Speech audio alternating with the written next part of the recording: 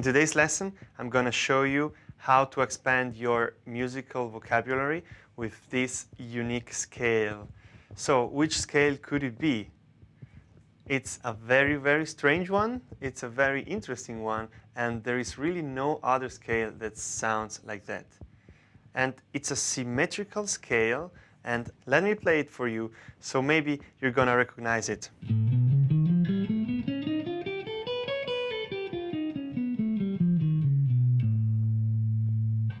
Did you get it? This is the whole-tone scale. And it's a symmetrical scale because we just have whole tones. And that means that because the scale it's built with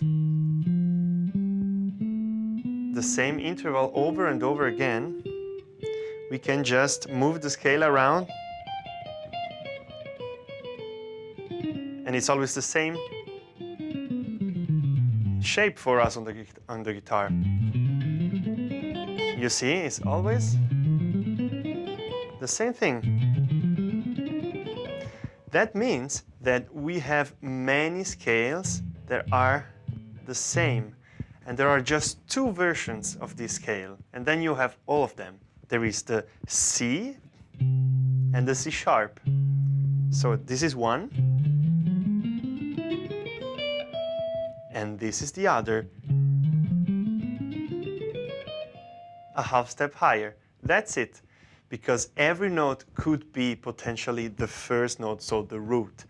And this scale is interesting because it can be used over a dominant chord, but it gets a sound that we don't get with other scales. So it's not altered, it's not really altered, it's not Mixolydian sharp 11, it's not normal Mixolydian. It is kind of a mix of these different scales that I just named. So let's use, for example, the A7 as an example.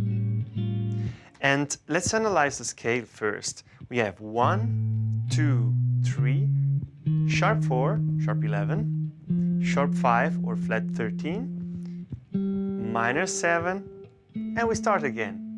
Did you notice something? We have 1, 2, 3, 4, 5, 6 notes, and then it starts again.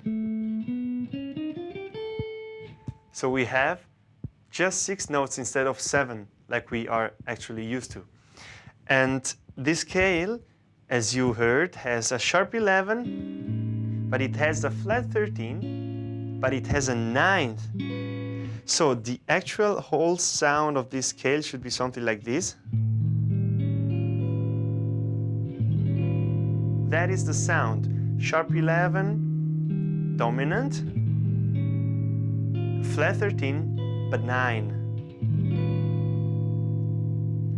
So there's no other scale like that, and I can demonstrate to you how you could actually use it over a dominant chord. And this is very useful if you want to make some of your dominant chords in the piece more interesting or sound different. And of course for the blues it's very, very cool because suddenly the blues has a whole different sound, right?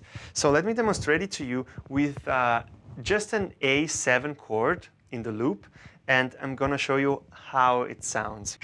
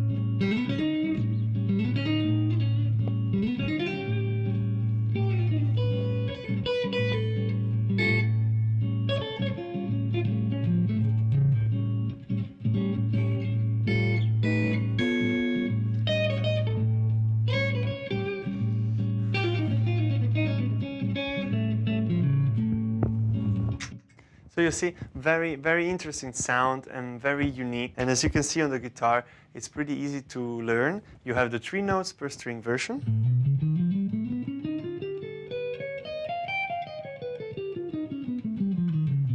Or you have the version in the position.